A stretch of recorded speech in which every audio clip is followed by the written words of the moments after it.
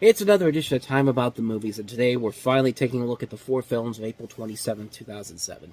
There was no show yesterday because I just got caught up with so many videos I had to put out, and I just ran out of time to do a lot of stuff. I had to cut down the Review Network Live episode, and by the time it finally went up, it was already after midnight, and I knew that I was running out of time to basically get the episode up, so that's why this episode's being pushed back a day, so I apologize for that, But with that said, let's get to the four movies we have here. And they're movies that didn't make much of a lasting impact in terms of box office, but they are definitely some very, very interesting projects in particular. Let's start with the first one, the one that actually I thought had the most potential to it. Justin Chatwin starring in David S. Goyer's directorial debut, and that is The Invisible.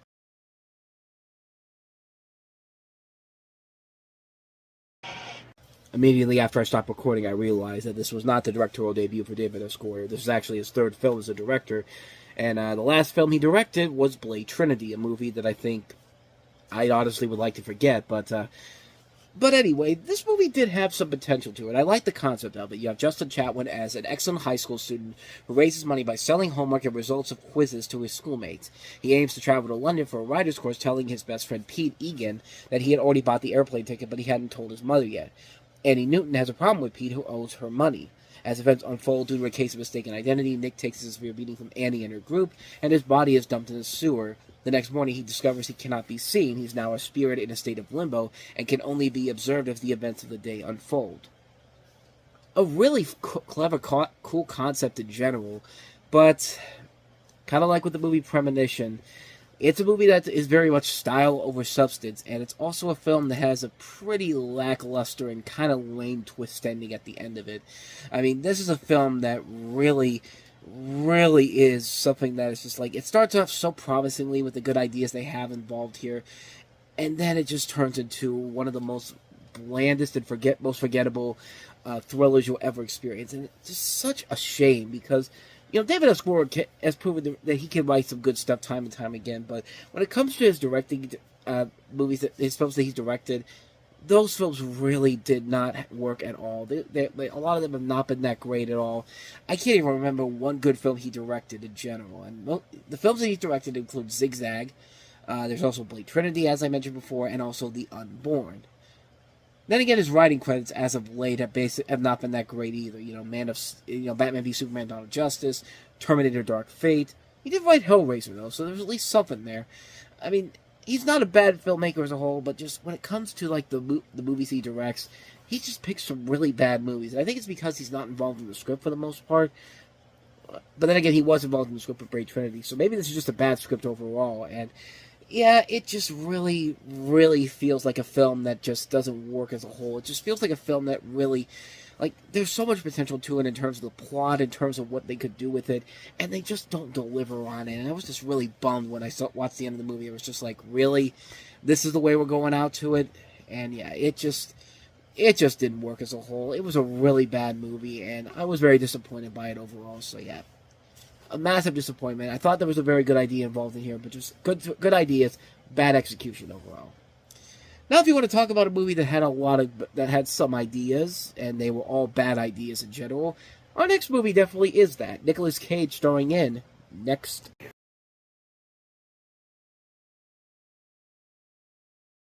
Actually, Nick, none of the outcomes that you found have you getting out of a movie like this. I mean, good lord, this is a bad movie. I mean, he made a lot of bad movies back in the day, but this has to be up there with some of the worst of the worst. I mean, movies like The Wicker Man are at least so bad it's good type of fun.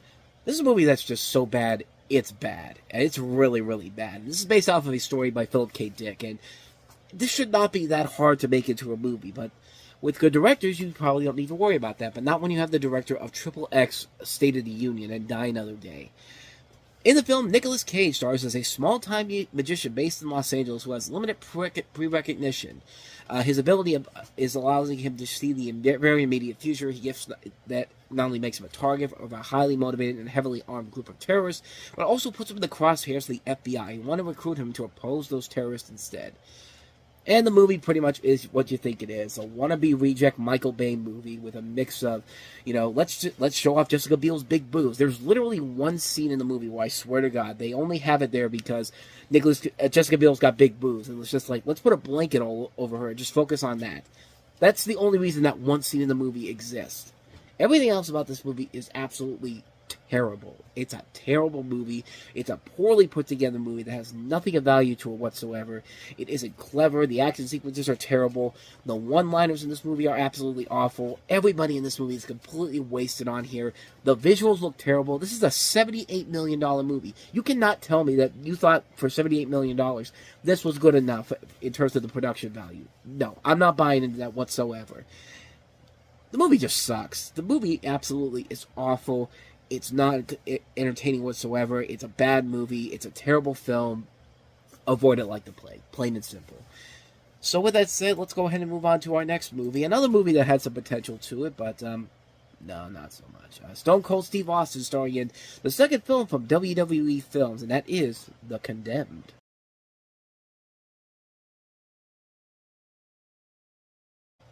So imagine kind of a mix of The Running Man meets Survivor meets Death Race.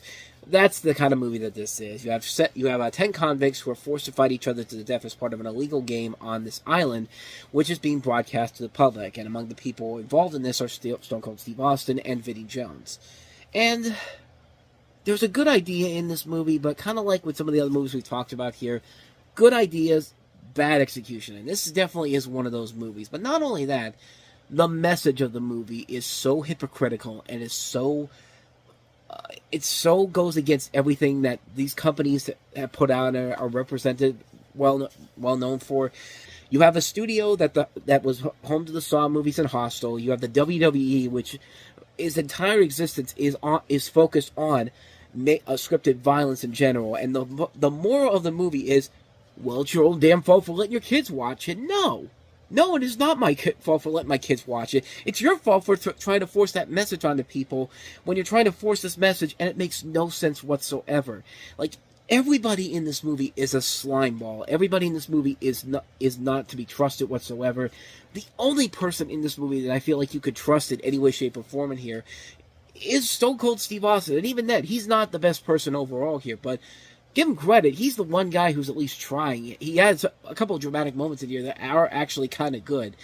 And I'm not going to lie, there are a couple moments in here that did kind of make me laugh. Like, there's a scene where one of the convicts is trying to hit on this girl, and she's actually trying to trick him by talking, and then all of a sudden just letting go of his grenade, and he's just like, "Oh, the bitch got me again, not again, not again." And he explodes. Like, stuff like that is very corny and very funny, and it works to the film's advantage, but those are very few moments in this movie. The moments where you're supposed to have like a message about, how this is wrong and all that, and just like, the ending, even the ending of the movie when they take down the bad guy.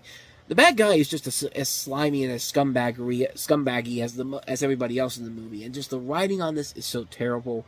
The action sequences aren't that engaging or entertaining whatsoever. Even when the villain gets his comeuppance in the end, it does not feel warranted whatsoever. The only things that come out of this movie unscathed are Stone Cold Steve Austin and Vinnie Jones, who both have pretty good moments overall in the film in terms of acting. Like, they really do show what they could do in terms of acting in this, and they're very good moments. A lot of them in this film with them, especially when they're talking towards the end of the movie.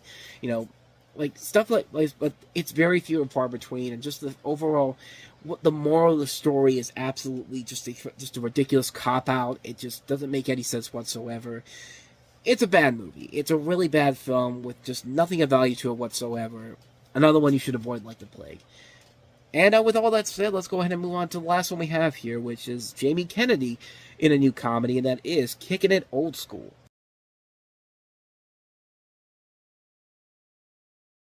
Okay, I think we could stop right there. I think you pretty much have every idea of what this movie is and why it is such a terrible movie. You have Jamie Kennedy, who's a young breakdancer who hits his head during a talent show in 1986 and slips into a coma. Waking in 2006, he looks to revive the team with the help of his girlfriend and his parents. And Blast from the Past, the much better Brendan Fraser, Alicia Silverstone movie.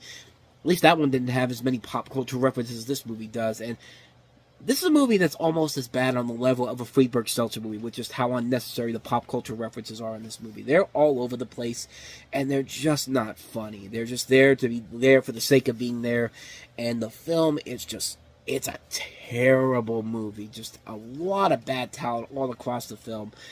Talent that deserves much better than this. Like, I've seen Jamie Kennedy be funny and stuff. I've seen Bobby Lee be funny and stuff. You know, I've seen Michael Rosenbaum be good and stuff. I've seen Vivica A. Fox and stuff. When you have to throw in a cameo from Alan Ruck from Ferris Bueller's Day Off, and you also have to have him as as the same character he played in Ferris Bueller's Day Off, in a movie that has nothing to do with Ferris Bueller's Day Off except the fact that it came out in the same year that this guy went into a coma. I mean, that's the problem right there. Like, Maria Menounos is playing the leading female actress in this movie, and I can't believe I'm saying this, but I'd rather watch those terrible Nuvi commercials with her at the front of them again than watch this movie again. That's how bad this is. Like, that's how terrible this movie is. It's not funny. It's not clever. It makes Son of the Mask. Son of the Mask feels like a much better movie by comparison. And I can't believe I'm even saying that because of how much I hate Son of the Mask so much. But that's how I feel about this movie. At least Son of the Mask was at least trying to do something, and it didn't work, but it at least was trying. This is just, ugh. This is just a mess of a movie. A bad film on so many levels. Just a disgusting film in general. Not funny, not clever, really stupid, unfunny, just a waste of talent, too many freaking pop culture references. I hate this movie so much. Like, it's amazing this isn't one of my worst movies of all time, because this is definitely right up there. If not in the top 30, it would have been definitely somewhere in the top 40. That's how bad this is. This is, I think you get the hint here. Kick it in old school, just kick it to the curb and avoid it like the plague. And so on that note, we wrap up another edition of Time About the Movies. And the next time we meet, we jump into one of the biggest summer movie seasons of my memory. Because this was a summer when everything was so hyped up. They had a slate that included so many big blockbusters. And we're getting to the first big one right here. The one that everyone thought was going to be the biggest hit of the year, Spider-Man 3. Which it was, with a lot of trepidations. We'll delve into that one as we go along with it. We'll take a look at that on the next episode. Plus, we will also take a look at Curtis Hansen's newest film, Lucky You, with Drew Barrymore and Eric Bana, Julie Christie in the movie that got her an Academy Award nomination away from her, and Kerry Russell and Andy Griffith starring in the movie Waitress, which went on to become a popular Broadway musical. So we'll take a look at those 4 movies. We'll take a look at all those coming up on tomorrow's show. But until then, thank you so much for watching, and if you want to see more videos like this, please hit the place on the next page, check out the previous episode, and also don't forget to hit the like, subscribe, and notification button, and also hit that bell because you get updates on when new videos come out, and we do post here every day. Now, with all that said, I am off. I will see you guys next time, and until then, as always, take care.